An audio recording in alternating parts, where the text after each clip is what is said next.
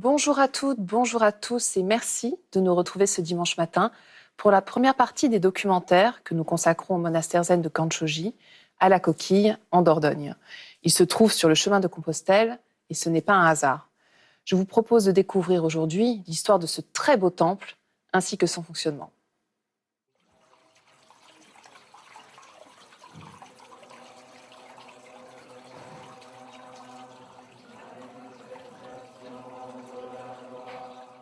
Nous sommes en Dordogne, au cœur du Périgord vert.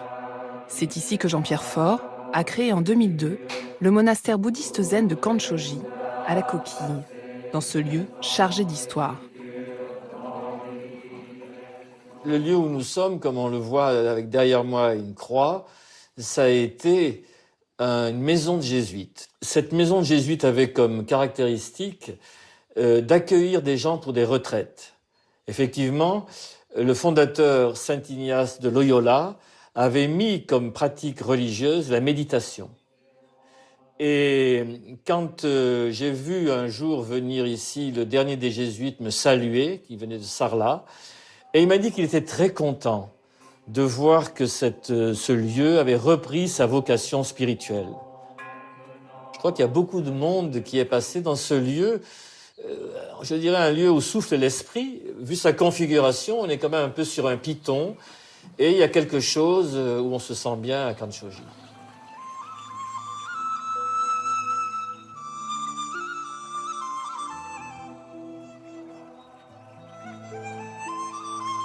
Dans ce monastère de Kanchoji, quand j'arrive, je retrouve un petit coin de Japon. Alors, quand on vient ici, voilà, on laisse tomber l'avidité. Les trois poisons sont l'avidité, la colère et la haine. C'est vraiment la base de l'enseignement du Bouddha. Alors, la première impression, quand je viens ici, c'est la beauté du temple. C'est quelque chose à quoi je suis très sensible.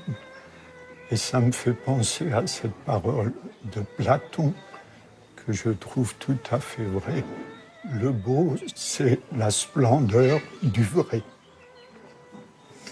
Et je trouve que le Dharma se dit bien, s'exprime bien dans la beauté de ce temple.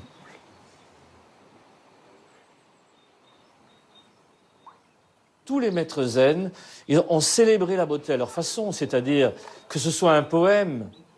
Quand Basso il nous dit « plouf, la grenouille dans l'étang », il nous fait entendre ce silence. Par l'art, on peut montrer l'essence des problèmes existentiels et la façon dont on peut les résoudre avec beaucoup de calme, beaucoup de sérénité et beaucoup de plaisir et de beauté.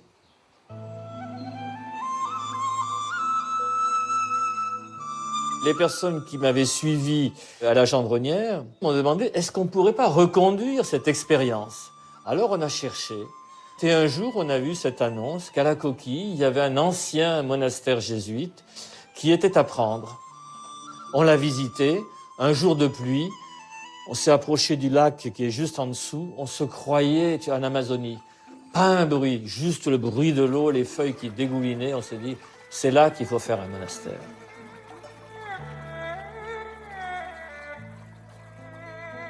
Une idée qui a enthousiasmé Minamizawa Roshi, l'abbé du temple de Heiji au Japon.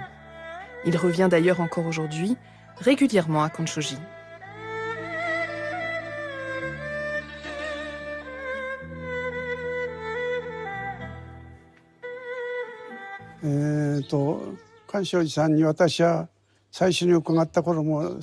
Cela fait déjà un moment que je viens ici à Kanchoji.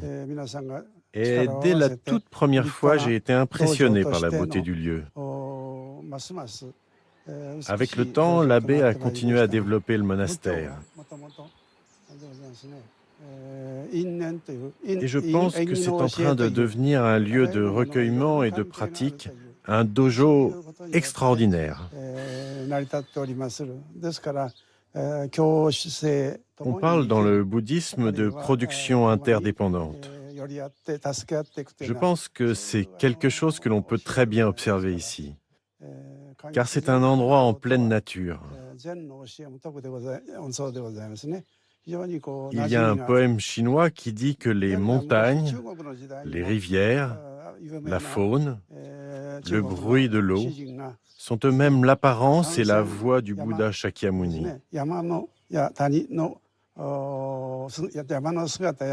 Et je pense que cette explication du dharma naturel se ressent de manière très forte ici. Et j'en suis très heureux.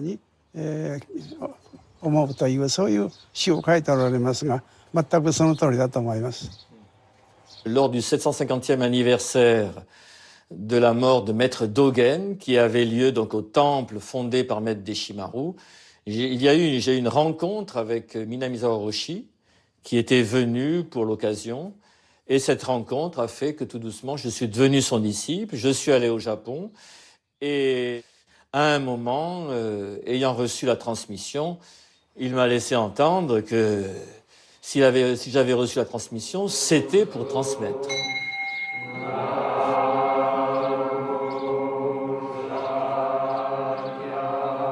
Cette harmonie, voulue par l'abbé, se reflète notamment dans les constructions, où rien n'est laissé au hasard. On est une école du Zen Soto qui vient du Japon. Et le Japon, les bâtiments ont une grande importance, à la fois sur le plan esthétique et pratique. Donc on s'est empressé très rapidement de construire des choses qui sont pratiques et esthétiques, comme les coursives, qui sont des couloirs qui sont couverts et qui permettent de relier tous les bâtiments les uns avec les autres. Et bien sûr, ça, on l'a fait en bois, parce que le bois est facile de construction. Et une des caractéristiques de notre pratique, c'est de faire le maximum de choses par nous-mêmes. Bien sûr, ces matériaux sont le plus écologiques possible, donc non traités, parce qu'on met quand même un accent particulier sur la qualité de vie, à la fois sur la nourriture, mais aussi les lieux dans lesquels on dort, on habite. Et ce qui est intéressant, c'est qu'à la fin, les monastères, quels qu'ils soient dans le monde, qu'ils soient bouddhistes ou chrétiens, ont une architecture qui se ressemble. Il y a donc ces fameux couloirs, ces coursives qui se rejoignent les unes les autres. Et à la fin, ça fait comme une espèce de circulation d'énergie, ça fait comme un tout qui se tient. Bien sûr, on s'est inspiré de ça et on continue à réfléchir dans ce sens pour qu'il y ait vraiment quelque chose qui est une unité. Eh bien, nous nous trouvons devant notre dernière réalisation, qui est la maison de l'abbé, qui, comme le dojo, est une maison entièrement écologique. Et alors, pour l'anecdote, cette maison, c'est non seulement la dernière construction, mais c'est aussi celle qui se trouve sur le point le plus haut du monastère, parce que symboliquement, la maison de l'abbé représente la tête. C'est la personne qui dirige, c'est l'enseignant. L'abbé insiste sur un autre aspect, l'attention portée à l'écologie et à la planète. Alors c'est vrai que par le lien avec le Japon, au niveau des arbres ornementaux, on a mis beaucoup d'érables japonais. Et les feuilles sont très fines, très jolies, il y a différentes couleurs. Et là, c'est une vue du haut, des 6 terrasses. J'ai cette fibre du travail de la terre. Pour moi, ça n'a pas été difficile de proposer de créer un potager biologique pour nourrir les moines de Kanshoji. Donc là, on a des fleurs. Il faut savoir que l'été, on a besoin de beaucoup de fleurs à couper pour faire des bouquets pour le hâteau, pour les différents lieux de pratique. Mais en même temps, ça donne vie à toute une foule d'insectes. Alors là, tant pis, on va marcher entre les oignons, c'est pas très gênant. Alors ça c'est de la bourrache. Il faut savoir que c'est une fleur qui est très mellifère, donc qui donne à manger aux abeilles, aux bourdons. Là, ce sont des concombres, des jeunes pieds de concombre qu'on a plantés pour faire les tsukemono, les légumes lacto-fermentés qu'on mange le matin avec le riz. Il y a l'idée de respecter la vie, de la protéger. Mieux un jardin est diversifié, mieux c'est pour accueillir plein d'êtres vivants. Donc j'essaie de mettre toutes les variétés de les légumes racines, feuilles, fleurs, fruits, pour créer justement de la biodiversité. Parce que c'est ça qui fait qu'on rend vivant un sol, on rend vivant un coin de terre. Le temple de Kanchoji compte une vingtaine de permanents. Parmi eux, Ève, la benjamine de la communauté. Mais ici, c'est un lieu vraiment de formation où il y a comme une équipe, quoi. On est tous ensemble, dans un même truc, dans une même pratique et on s'aide mutuellement. Pour faire vivre ça, faut avoir beaucoup d'énergie et beaucoup d'envie. Et si on commence plus tôt la pratique, évidemment, c'est plus simple, peut-être. C'est plus simple, mais bon, à des moments, c'est un peu compliqué. Mais ouais. C'est quand même important de l'avoir, la jeunesse dans un monastère. Ça amène la jeunesse. La jeunesse amène la jeunesse. Un avis partagé par Charlotte, qui, après un chemin chaotique en Angleterre, a trouvé ici la sérénité. Avant que je n'arrive ici, j'étais désespérée. J'ai lu beaucoup de livres de philosophie intéressants et j'avais des idéaux.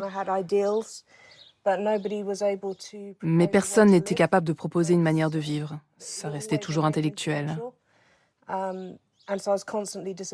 Et j'étais constamment déçue. Rien n'avait de sens et je ne voyais pas d'alternative.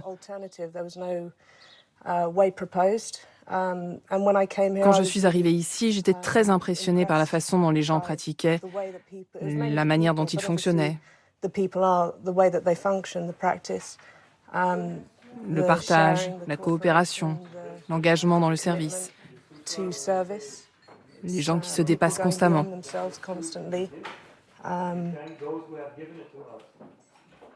La pratique a sauvé ma vie, sans aucun doute. Marie-Louise, une jeune Américaine, vient-elle spécialement de New York pour participer à la vie de la communauté. Et ici, je crois que c'est l'enseignement de Jean-Pierre Faure et aussi Yasho et tous les anciens ici qui vraiment touchent le cœur à chaque fois.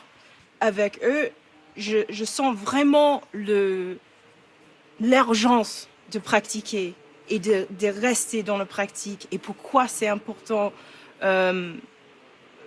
pour leur existence, vraiment.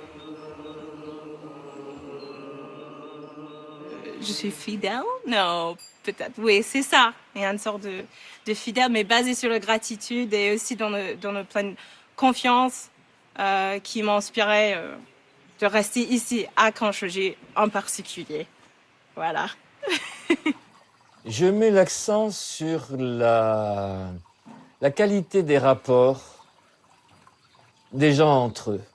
C'est-à-dire qu'il y ait une véritable communication, que l'on aille au-delà des petites différences, des petites difficultés, et qu'à la fin, on se rencontre d'esprit à esprit. Pour moi, la religion véritable, c'est celle qui permet aux êtres humains, quels qu'ils soient, de vivre en paix les uns avec les autres. Et l'enseignement du Bouddha, ce n'est que ça.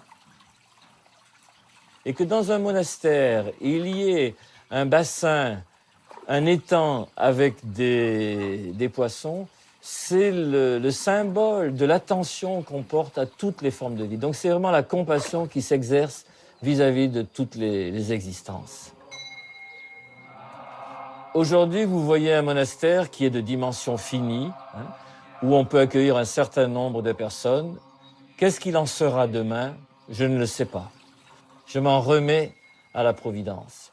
De mon vivant jusqu'à ma mort, je fais l'effort pour cela, mais je ne contrôle pas la vie de l'univers. C'est la fin de cette émission. Vous pouvez la revoir pendant 1 mois sur France TV. Nous vous retrouvons la semaine prochaine pour la seconde partie de nos documentaires consacrés au monastère de Kanchoji, avec cette fois la cérémonie d'Ojukai, la prise de préceptes. Nous vous souhaitons une très, très belle journée.